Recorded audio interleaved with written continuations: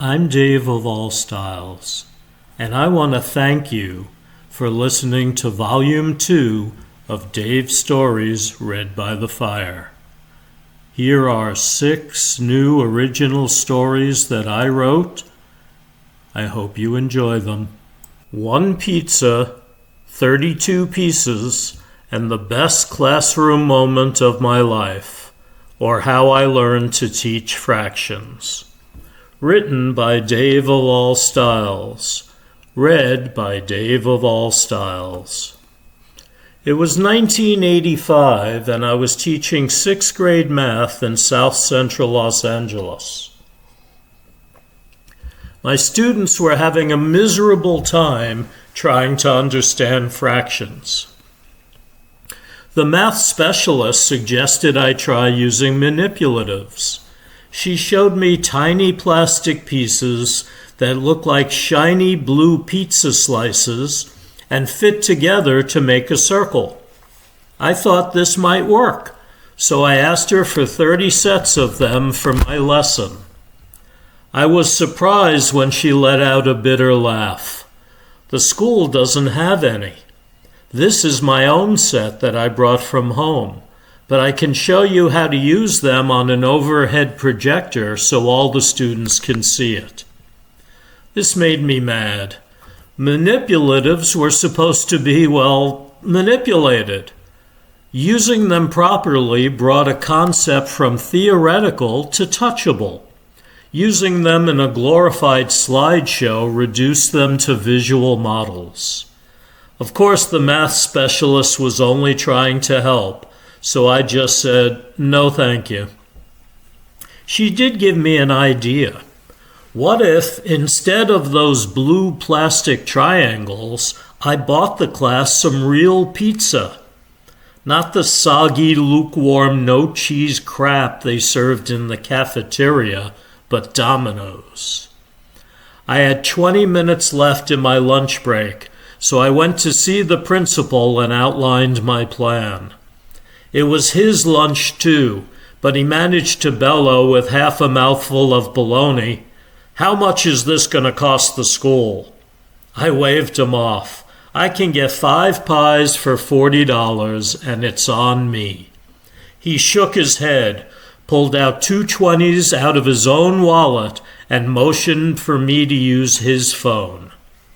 After a quick stopover at the cafeteria, I got to my room just in time to beat the bell, greeted my students at the door, and watched them all begin the do now on the board. Is what I'd say if I taught in Fantasyland.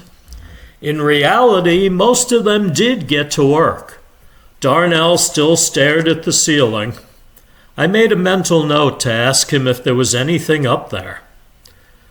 We started to go over the do now. Sometimes these warm-up problems were hard, but today's was beyond easy. I had simply written the numbers 1, 2, 3, and 4 on the board. The questions were, 1. What is the biggest number? Smallest? 2. As we move left to right, what is happening to the numbers? I was smiling as every kid had their hand up, even Darnell, who correctly answered both questions with a satisfied smirk. Of course, Shaniqua, my smartest student, added, "The numbers aren't just getting bigger, Darnell, they are growing by 1. With perfect timing, there was a knock on the door, and through the small glass window in the steel door, I could see the blue and orange uniform. I gave the delivery guy the 2 20s from the principal and a $5 tip and set the pizzas on my desk. I lifted 1 cardboard corner from each pie until I found the special uncut pie. Tilting the open box a little, I showed the class this big uncut pizza. Darnell blurted out, "That's a big piece, mister. You gonna eat that? You gonna get fatter." This got some laughs, but I soldiered on. "You're right, Darnell. This is a big piece. Let's see how big." On the board, where I had written the number 1 for the do now, I drew another 1 on top of it and a slash between them, so it looked like 1 over 1. So class, this pizza represents one whole pizza, and we write it as... The collective screamed back, 1 over 1. Good, now watch. I placed the pizza on the counter, and I brought the pizza wheel I borrowed from the cafeteria down through the center. The room was silent. Not the fake silent like for a quiz, the real kind, the kind that happens when 12-year-olds witness something beautiful. 1 slice, I said, holding up half the pizza. How much of the whole is each piece? Shaniqua raised her hand so fast the desk tilted. 1/2. Write it down, I said, walking to the board, and I wrote 1 over 2 in big red letters and circled it. 1 divided by 2. The top number, the numerator, tells us how many pieces we're talking about. The bottom number, the denominator, tells us how many equal pieces the whole was cut into. I sliced each half again. 2 cuts now, 4 pieces. 4 equal pieces, I said. What fraction is each piece? 1 over 4, they shouted in unison like a cult that worshiped math. I wrote 1 over 4 on the board and circled it. Darnell, still staring at the pizza with the intensity of a dog watching a steak, said, "The pieces are getting smaller." Thank you, Darnell. That is a profound observation and exactly the point. As the denominator gets bigger, each piece gets smaller. The pizza doesn't change. The whole stays the same. We just keep cutting it more and more ways. Shaniqua, who I was beginning to suspect had been eating fractions for breakfast her whole life, added, "And the number of pieces doubled every time." Write that down too, I said. That is the most important sentence in this lesson. I sliced again, 8 cuts, 16 pieces. "Mr. Stiles," came a voice from the back. It was Deshawn, who had spent the entire semester convinced that math was a government conspiracy to keep kids off the basketball court. "If you keep cutting it, you're going to have some really tiny pieces." "You are absolutely right, Deshawn. At some point they'll be so small that the pizza doesn't really exist anymore in a meaningful way. That's why we're going to stop at a reasonable point." He nodded, satisfied. I sliced again, 32 pieces. I held up 1 slice and placed it on a napkin. The napkin that was now supporting what could generously be called a crumb. The class stared at it. 32 equal pieces, I announced, pointing at the board where I had written the progression 1 over 1, 1 over 2, 1 over 4, 1 over 8, 1 over 16, 1 over 32. I stood back and looked at what I had created. 32 tiny triangles spread across a cardboard box like a sad geometric mosaic. A reasonable person might have questioned the pedagogical value of reducing a Domino's pizza to something smaller than a playing card, but I was committed. "Now," I said, "who can tell me what fraction of the whole pizza this is?" Every hand went up. Even Darnell, even Deshawn, even that kid in the back who was absent so often I still didn't know his name.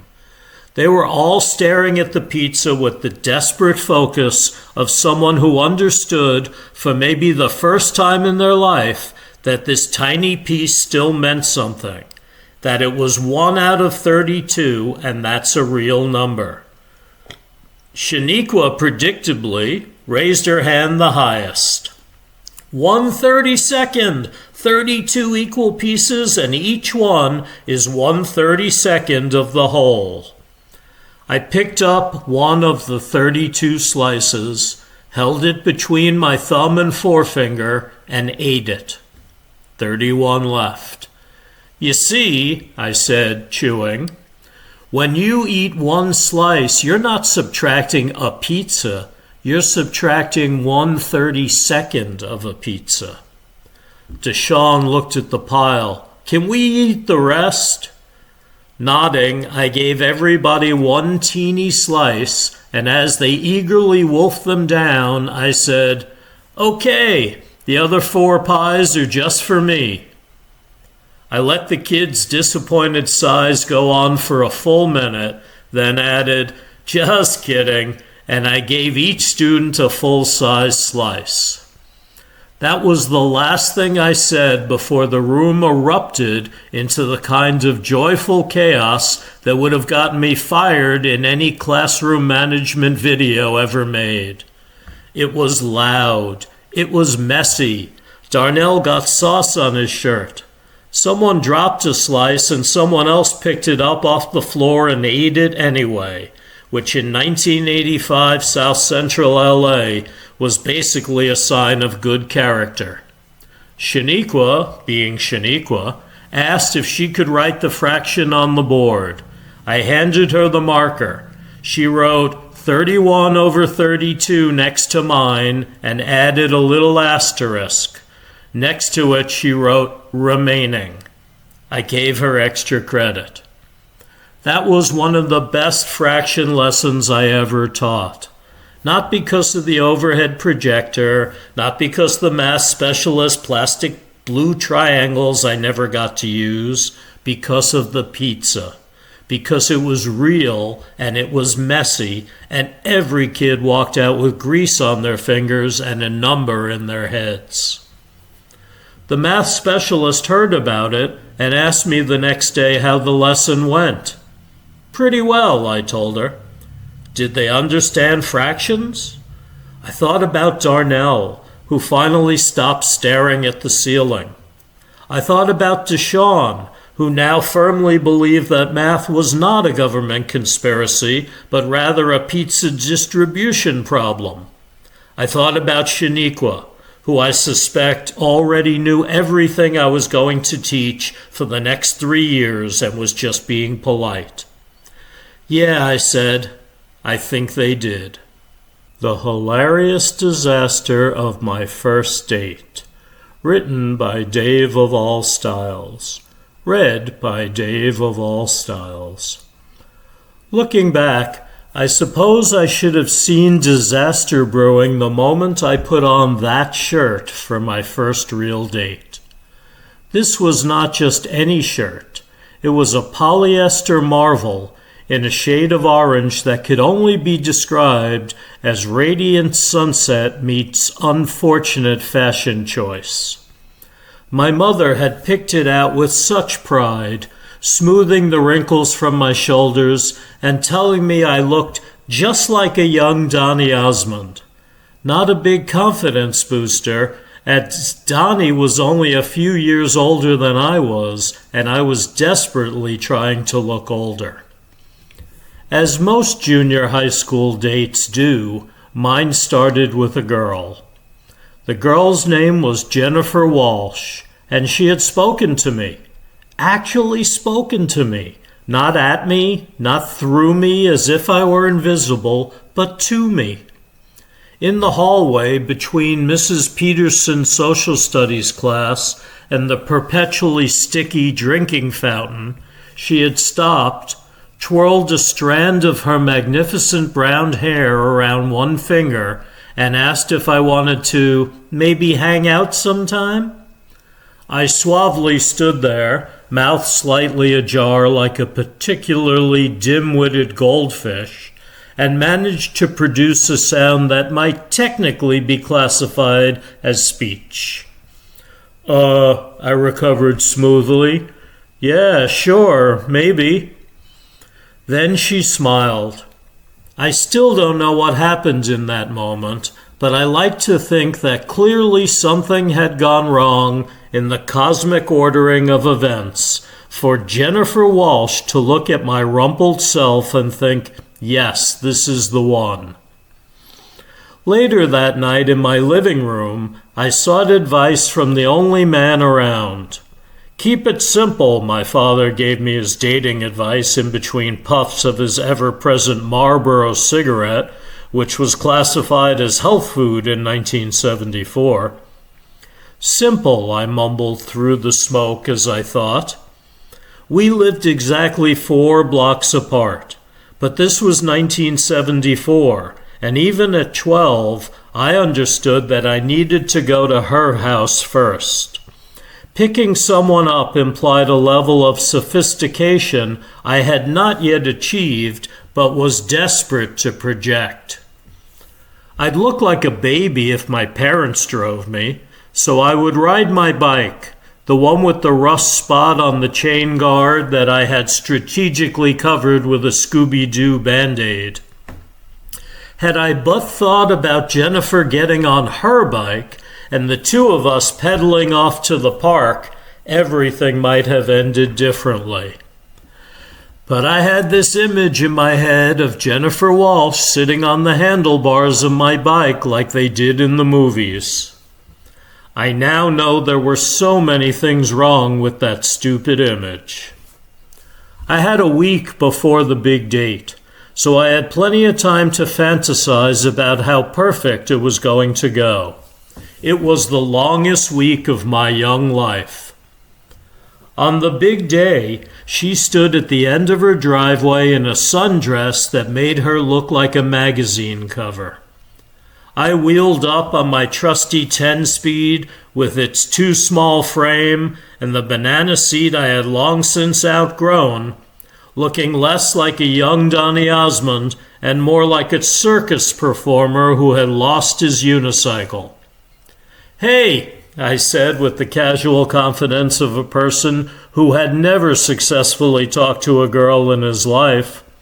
"Hey," she said back, and there it was again, that smile. I was already planning the wedding.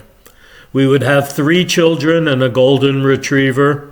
I would be a neurosurgeon and learn to play guitar. Everything was going to be perfect.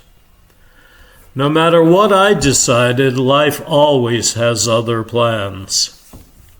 The handlebars, as it turned out, were not designed for 2 people. Or more accurately, they were not designed for one person to sit on while another person attempted to pedal from behind. The physics of this arrangement proved problematic. I knew it from the moment she hopped up and grabbed the grips with hands that smelled like Love's Baby Soft, the scent I will associate with heartbreak for life. The plan was that I was going to pedal her to the movies. The Bijou was playing a revival of Love Story. I was going to hold her hand during the sad parts, and she was going to be impressed by my emotional depth. I began to pedal. The bike lurched forward with the dignity of a giraffe learning to roller skate. Jennifer grabbed my waist to steady herself, and my heart did a flip that I later learned was not my egg salad lunch coming back on me. We made it almost to the street before disaster struck. There's a particular type of gravel that seems to only exist in suburban driveways, and it is specially designed to betray young lovers on bicycles. The front wheel caught in a small rut, the handlebars wrenched sideways, and time seemed to slow as we both realized with horrible clarity what was about to happen. We went down. Not dramatically, not in a cinematic cascade of flying limbs and frantic screaming. No, we went down in the specific, undignified way that only a bike with 2 passengers can go down. We just sort of folded. The bike buckled, we tumbled sideways, and I landed in someone else's azalea bush, while Jennifer ended up in a pile of grass clippings that her neighbor had left by the curb. I am not proud of what happened next. I started laughing. Not a dignified chuckle, not a polite little heh-heh, but the great heaving can't-catch-my-breath laughter of pure hysteria. Here I was, covered in azalea petals and what I sincerely hoped was not dog waste, looking up at the blue sky, and my brain had simply given up the ghost of maintaining any pretense of normalcy. Jennifer did not laugh. She stood up, brushed grass from her no longer quite so magazine cover-worthy sundress, and looked at me with a curious expression. It was like pity mixed with mild disgust, mixed with the desperate wish to be somewhere else. "Are you okay?" she asked, and I knew that what she really meant was, "Is this over now?" "Yeah," I wheezed, pulling a twig from my hair. "That was fun. Let's do it again." She nodded slowly, the way you nod at someone who has clearly lost their mind, but you don't want to agitate them. "I'm going to go inside," she said. "I think my mom needs me." I watched her walk to her house, step carefully over the scene of the crime, and disappear inside without looking back. I lay in the azaleas for a few more minutes, letting the laughter subside, feeling the scratches on my arms, and wondering if there was any way that this could possibly get worse. Then I heard it, the distinctive rumble of my mom's Chevy Malibu pulling up behind me and the window rolling down. "Oh, sweetheart," Mom said, "do you need a towel?"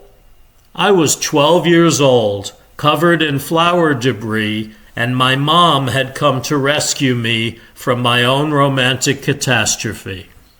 There is no word in any language for the specific shade of humiliation I experienced in that moment. I got in the car. I did not cry because I was a man, and men don't cry. At least that's what my father's hero, the Marlboro Man, always said. "That shirt's ruined," my mother said, not unkindly, as we pulled away from the wreckage. "I know," I said. "She seemed nice," she added. "She was," I said. We drove home in silence. I learned a valuable lesson that day about the cruel unpredictability of the universe, the structural limitations of 10-speed bikes, and the fact that Jennifer Walsh would never speak to me again for the remaining year we attended the same middle school. 50 years later, I still remember that day with warmth. Not because it went well, because it absolutely, spectacularly, azalea bush level did not. I remember it because it was the first time I had ever tried something knowing I might fail. The first time I had grabbed for the brass ring, even though my hands were too small and the handlebars were too slippery, and the universe is fundamentally indifferent to the romantic aspirations of 12-year-old boys in orange polyester shirts. I didn't get the girl. I didn't get a second date. I didn't even make it to the movies. But I showed up, I tried, and I crashed spectacularly. Then I laughed about it while lying in someone else's flowers, watching the clouds drift by on a summer afternoon when everything was possible, but nothing worked out, and my dreams were crushed. Jennifer Walsh is a pediatric nurse in Portland now. I looked her up once, years later, and found that she's happy and successful and has 2 kids of her own. I hope she never thinks about that day, never cringes at the memory, never has to lie awake at 3 a.m. wondering why she ever thought a boy on a rusty bike could be worth her time. But if she does, I hope she laughs too. I hope she remembers the orange shirt, the handlebars, the banana seat, and I hope it makes her smile. I turned 60 and finally stopped giving a damn. Written by Dave of All Styles. Read by Dave of All Styles. The morning I turned 60, I looked in the mirror and felt something shift. Like a tectonic realignment of my soul. I saw myself as I was, gray-bearded, expanding slightly around the midsection, with a bald spot that had graduated from discovering to established resident. And instead of the usual pang of existential dread, I felt relief. Oh, thank God, I said to my reflection, I can finally stop giving a shit. The first test came at work the following Monday. Steve from accounting cornered me by the coffee machine, the place where conversations go to die, and launched into his weekly monologue about the upcoming election and his deeply held views on various political candidates. Normally I would have nodded along, made appropriate and that's interesting sounds, and sacrificed 15 minutes of my finite existence to his enthusiasm. You know, Steve, I said, looking him directly in the eyes, I genuinely do not care about any of that. The silence that followed was profound. Steve's mouth remained open, suspended in mid-sentence, like a fish that had just realized the hook was not, in fact, a delicious worm. But I was going to tell you about the school board race, he managed. And I was going to tell you about my prostate exam results, but I've decided that neither of us needs to share everything, I replied, and poured my coffee with the satisfied air of a man who had just discovered the cheat code to life. At my wife's sister's birthday dinner that weekend, her sister Patricia asked me for the third consecutive year whether I was still working in IT. For 37 years of my life, I had smiled politely and engaged in the elaborate dance of small talk that society inexplicably demands.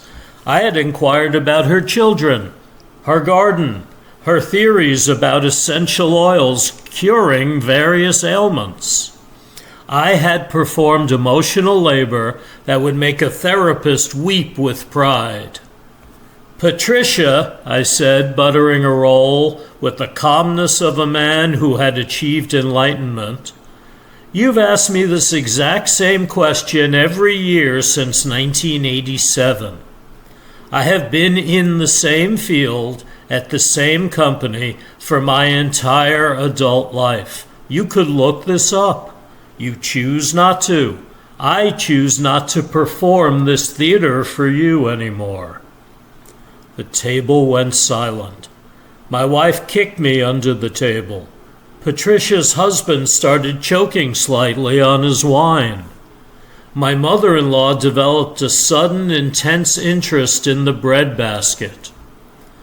Also, I added, because I had apparently become unstoppable, your influencer daughter is not going through a phase. She is 29 years old and makes more money than I do.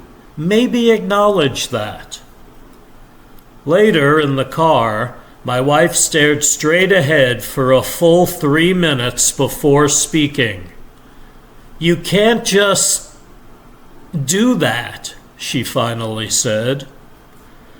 I've been small-talking for 60 years, I replied. I've small-talked through wars, recessions, 2 heart attacks, and your uncle's terrible advice about cryptocurrency. I'm retired from small talk. It's time. The appearance thing was next. I had spent decades maintaining what I now recognize as an absurd standard of presentability. I shaved daily, even on weekends when no one would see. I coordinated my outfits. I wore belts that matched my shoes. I had opinions about fabric types, for goodness sake. One Tuesday, I went to the grocery store in sweatpants, a t-shirt advertising a 5K run I had completed in 2019, and socks that did not match under my fuzzy pink Crocs. My neighbor Susan saw me and looked genuinely distressed. "Did you get dressed?" she asked, as though I had shown up in a hospital gown. "I got dressed," I confirmed, "in things that are currently on my body. This is dressing. Dressing has occurred." "But you look—" "I look like a 60-year-old man who has bought cereal and who doesn't care who knows it," I finished. "Susan, I once wore a tie to buy milk. A tie! Do you understand what I'm saying? That tie served no purpose. That tie died for nothing." The pinnacle of my transformation came at my 60th birthday party. Yes, I had one, my wife's idea, and yes, I had initially tried to cancel it, and yes, I had failed. There I stood, surrounded by relatives I saw twice a decade, all waiting for me to make conversation. Steve from accounting had somehow been invited. Patricia was holding court about her grandson's achievements. Somebody's boyfriend was explaining in elaborate detail his startup that was really just one pivot away from something huge. As I stood there in a shirt I had owned for 7 years, with a coffee stain I had accepted rather than tried to remove, I felt a peace unlike anything I have ever known. "You know what?" I said to no one in particular and everyone at once. "I'm going to sit down now. I'm going to eat this cake. And I'm not going to ask anyone about their jobs or their kids or their opinions about local ordinances. I'm just going to exist here, in this moment, without performing. Is that okay with everyone?" The silence was deafening. Then my 85-year-old Aunt Mildred, who I never heard speak more than 10 words at a time, started laughing. Deep belly laughs that shook her cardigan. "Honey," she wheezed, "where has this been all my life?" Locked in a prison of social convention and an overwhelming fear of being perceived as rude, I said. "Better late than never," she replied, and raised her glass of red wine to me. "Now sit down and eat your cake, and don't talk to no one for at least 10 minutes. Trust me." So I did. I sat, I ate cake, I didn't make small talk, and for the first time in 60 years, I wasn't performing for a single moment of my life. It was magnificent. Turns out, 60 is the perfect age to stop giving a damn. By this point, you've seen enough, done enough, and survived enough to realize that most of what we call polite is just elaborate collective performance anxiety. The world keeps spinning whether you discuss the weather or not. Relationships don't actually depend on maintaining a constant stream of pleasantries. And a tie, in retrospect, is just a very formal noose to strangle your self-expression. I'm 60 now, and I have never felt more free. Playing hooky with my grandfather. The Great Escape, not. Written by Dave of All Styles. Read by Dave of All Styles. Ah, the sweet smell of freedom. Truancy, playing hooky, skipping school. Call it what you will. I was about to commit my first major criminal offense at the age of 11, and I had planned everything down to the last detail. I made it about 15 feet. There I was on my Pook moped that I had gotten for my birthday. It was a beautiful lemon yellow chrome-accented machine of freedom that smelled like engine oil and teenage rebellion.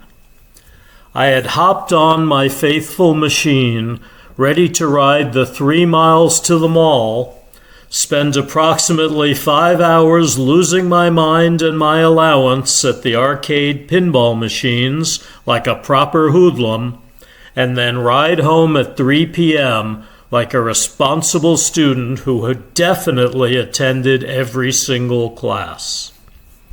The big hitch in my plan stood there with his size 11 Army surplus boot planted firmly on my front tire. Okay, sport. Poppy, standing in the driveway like some kind of elderly ambush predator, arms crossed, that infuriating half-smile on his face that said he knew exactly what was happening and had probably known since before I even decided to commit my first act of rebellion. He had seen every trick in the book and had invented half of them himself. Hello, Poppy. Lovely weather we're having. Great day for school. Actually, I was just going to, move the moped for exercise. He didn't move. Didn't need to. The man had some kind of psychic field or something, the way he just knew things. Last week, he'd caught me trying to sneak a third cookie before dinner. It might have been ancient grandparent intuition, or a sixth sense specifically calibrated to detect childhood nonsense, but whatever it was seriously starting to interfere with my criminal empire. Sit down.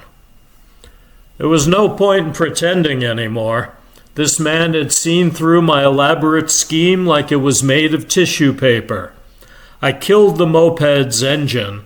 The thing barely ran, so killing was generous, and slumped onto the porch step beside him, defeated in every way a person could be defeated.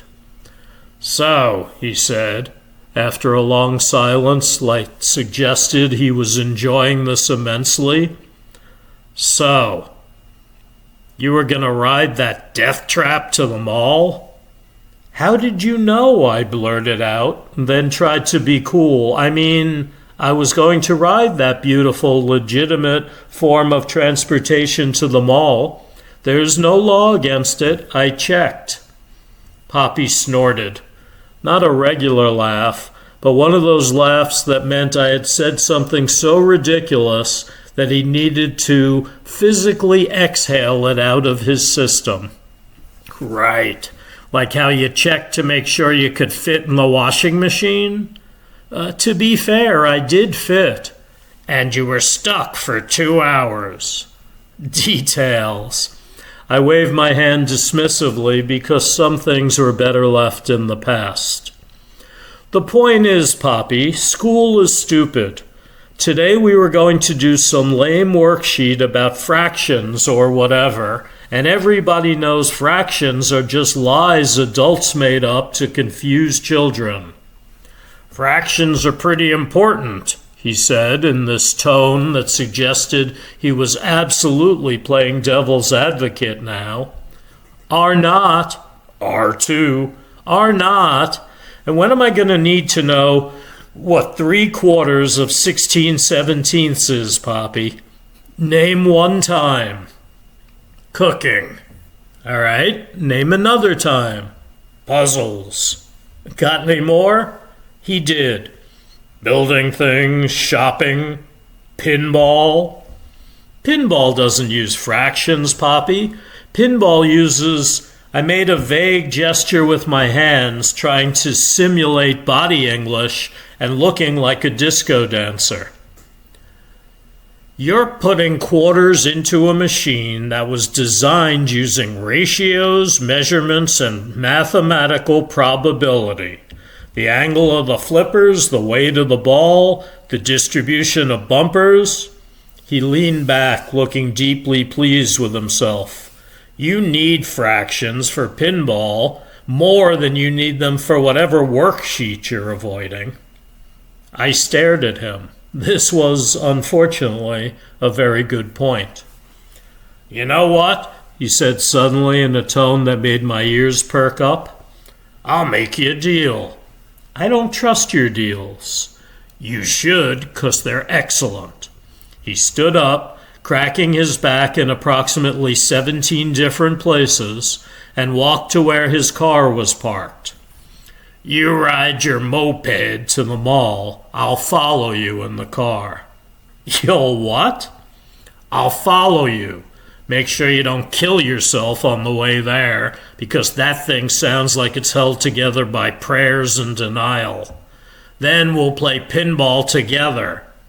He turned around wearing that infuriating half smile again. Unless you'd rather go to school. This was a trap.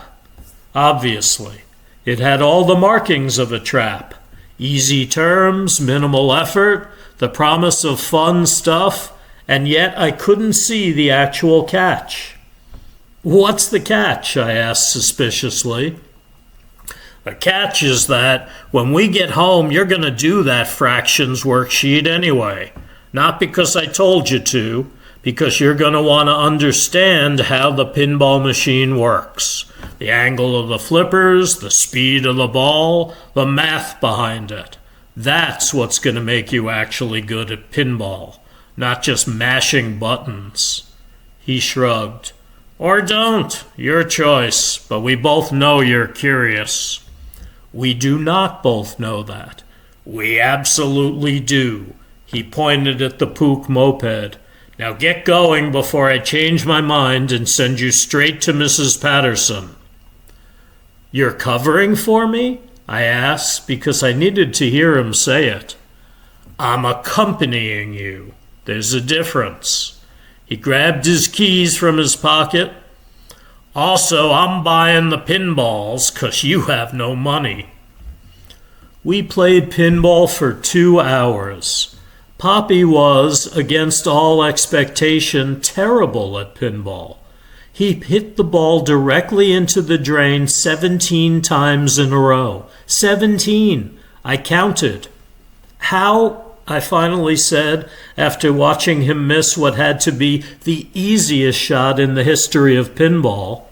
I never played this one before. Oh, we've been doing it for 2 hours, and I've been learning that it doesn't matter how much you watch, some things you just have to lose at first. He fed another quarter in. Same as fractions, same as anything worth knowing. I'm learning. That's the whole game. He smiled that half smile again, the one that meant he was up to something, but this time it felt different, softer. You know what I was to do when I was your age, when I played hooky? You played hooky? Twice a week, sometimes 3 times. My grandfather, your great-great-grandfather, had this workshop out back, full of junk and tools and things that should have been thrown away, but he kept anyway. I'd go out there and take things apart, figure out how they worked, put them back together wrong, and make something new. He wiped his brow as we walked back to the car. That's just what I was doing when I should have been in school, learning, just not the kind with worksheets. I didn't say anything, because sometimes the best thing you can do is let an old man tell his stories. One day, he continued, he told me that I could be a liar about where I was, or I could be honest about what I was doing.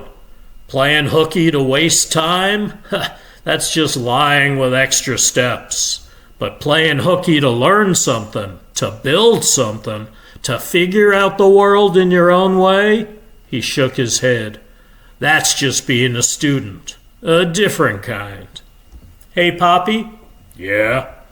When we get home, can we do the fractions thing? The real one with the pinball machine? He got in his car, rolled down the window, that infuriating half-smile spreading across his face again. I thought you'd never ask.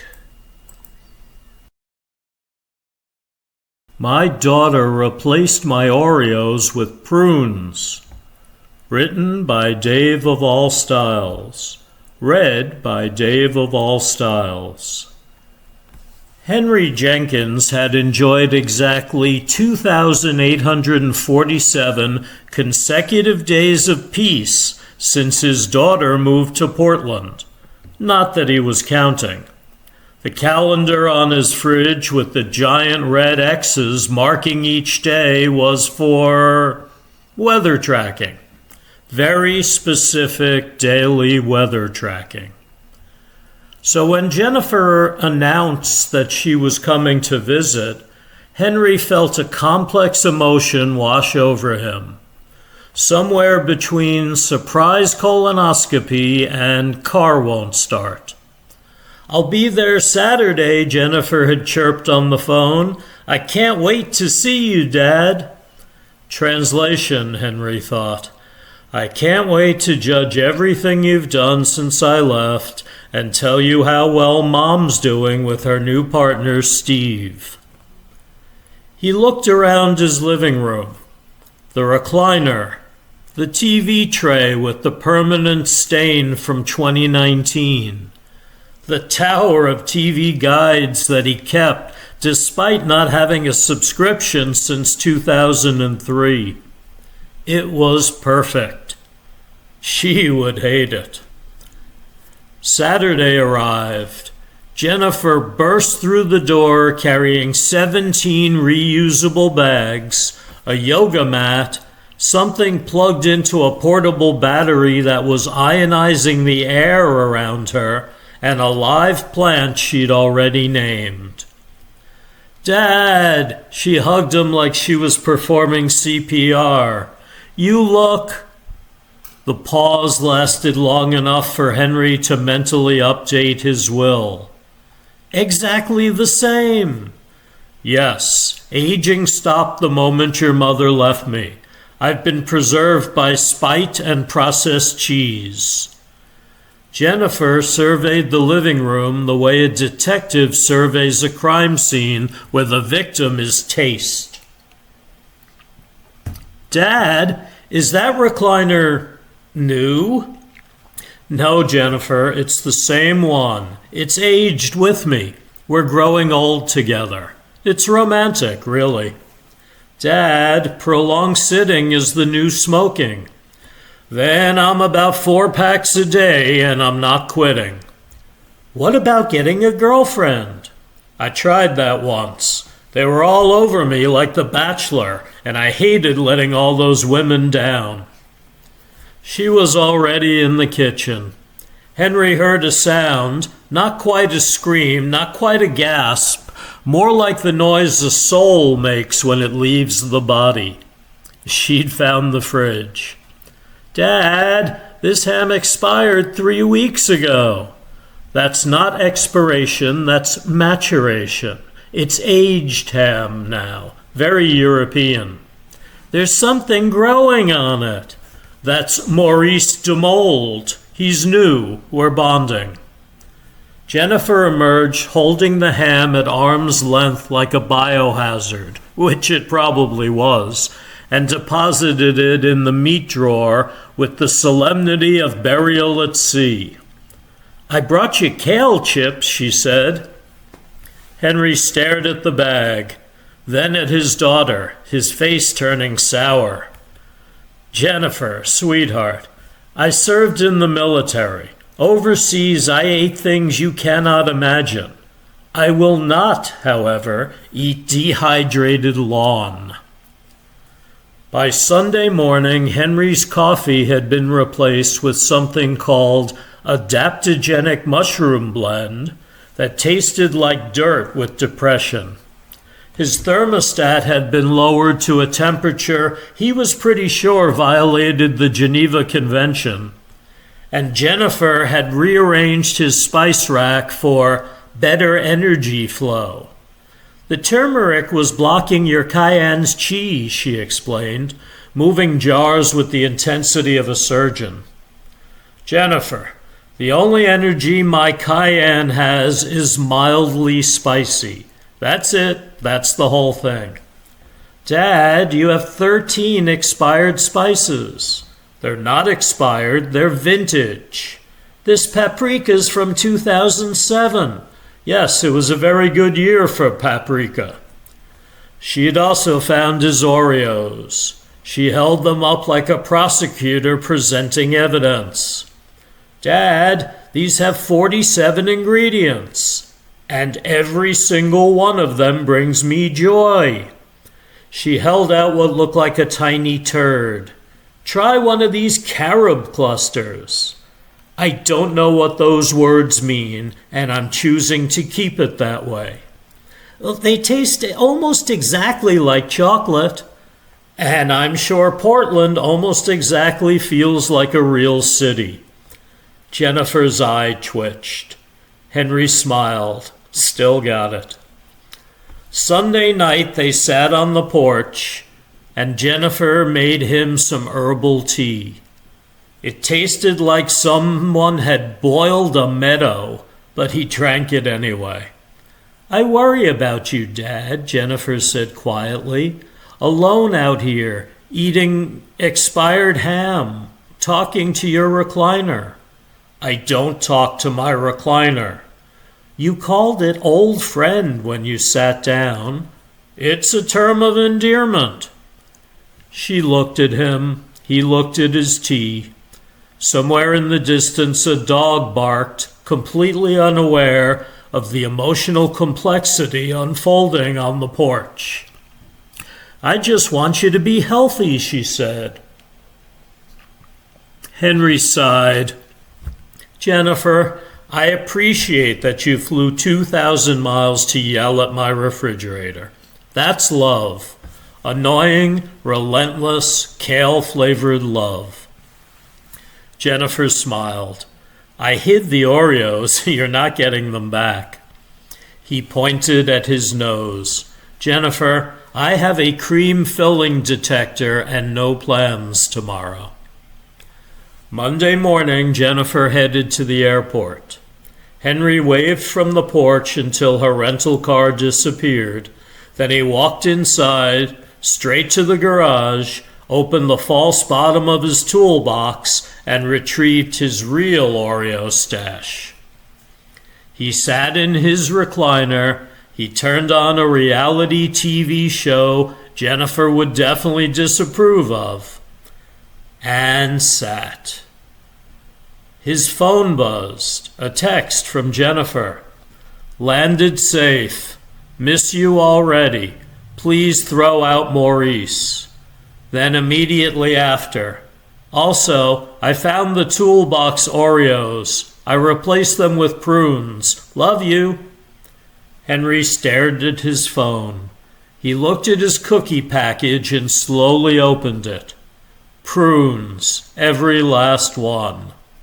He laughed, really laughed, for the first time in months. Then he typed back, well played, but I know where you live, and I'm mailing you a microwave bacon cooker for Christmas.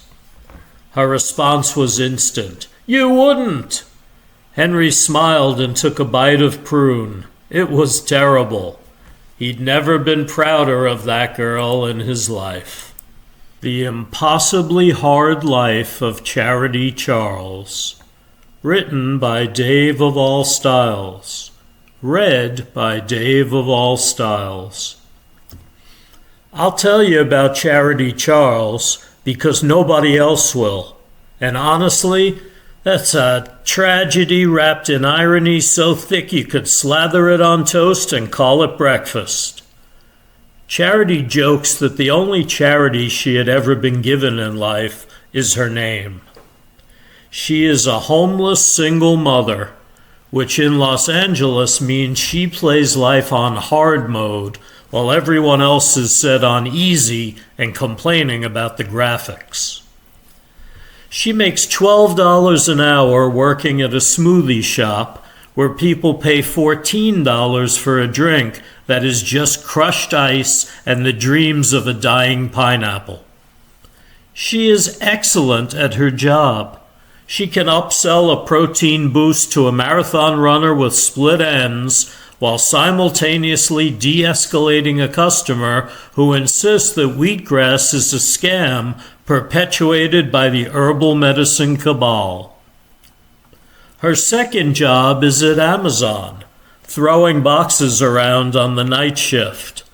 This job comes with the added benefit of a safe and legal place to park her car while her daughter sleeps. Charity lives out of her 2012 Honda Civic with the passenger seat permanently reclined because that is where her daughter, Mary, sleeps. The back seat is essentially a pillow fort made out of all their worldly possessions that was clearly designed by someone who watched too many survivalist YouTube videos. Mary is 7 and thinks that camping is a normal family activity that everyone does year-round. She's not wrong, technically. She's just missing the part where most people have the option to stop. One morning, Charity had to appear in court. Charity parked in a metered space nearby, and she got back 41 minutes later. There was a ticket tucked under her windshield wiper. The ticket said she owed $85 for exceeding the time limit by 11 minutes. 11 minutes. Charity Charles stood there holding that ticket. In her head, she did the math we all do, but she does it with a kind of precision that would make an actuary weep. $85 is a long 9 hours of work after taxes. It is that many more skip meals so her daughter can eat dinner and not have the school lunch program be her only meal. It is not buying the school supplies that her daughter has been asking for.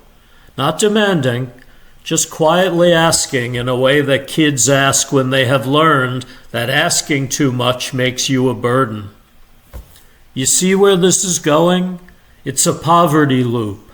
It's a beautiful, horrible Mobius strip of suffering designed by someone who starts sentences with "those people" and who looks at homeless people like Charity and thinks, how can we make this worse? And she knows, because she has been doing this dance for 3 years, that every single day is a version of that math.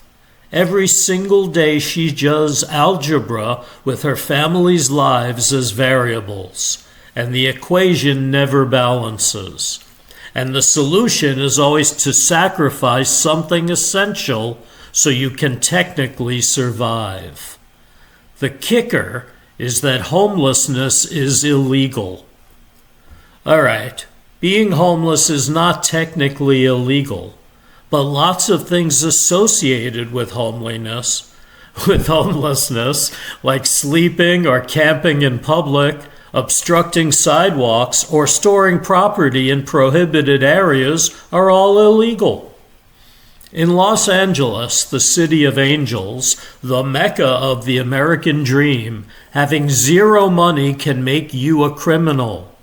There are city ordinances that can lead to tickets, fines, and even arrests. Charity Charles read the ordinances once on her phone, using the internet in the Amazon parking lot when they had let her go early one night. She looked up the fine for unlawful camping. It's $50. The fine for being homeless is $50, which is less than the parking ticket, but still a fortune to the poor. $50 is what LA deems the cost of being alive in a city that has explicitly decided that if you cannot afford to exist legally, you shouldn't exist at all. In the eyes of the city of Los Angeles, California, USA, land of opportunity, Charity Charles is a criminal. She works 2 jobs. She pays her taxes, at least the ones that come out automatically, because the government is very good at taking money from people who cannot afford to give it. She teaches Mary to say please and thank you, and to never ever judge someone for the car they live in, because the car you live in does not define the person you are. She's the best kind of person, the kind that the world takes for granted and kicks in the teeth, then asks why she's not smiling more. At work later that day, she was still thinking about the ticket.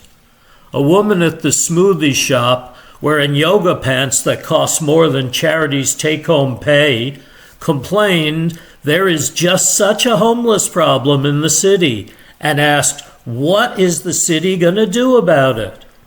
Charity Charles, with energy that could power a small city, and a smile that lit up her face like an artificial Christmas tree, said, I know, it's so sad. They should really do something. The woman nodded sympathetically and asked for extra protein powder in her smoothie. Charity gave her a heaping scoop, and the woman gave Charity a $100 bill and left without a word. Charity looked up and mouthed, thank you. It's not the big miracle she really needs, but it is a miracle. So she got back to work. That's the thing about Charity Charles. She keeps going. Not because she's strong, though she is obviously monumentally, exhaustingly strong, but because stopping is not an option. She just keeps going, day after day, ticket after ticket, miracle after miracle, making it work, because making it work is what she does. She is a criminal. She is a saint. She is a single mother named Charity Charles, and she is doing her best in a world that has already decided her best is not quite good enough.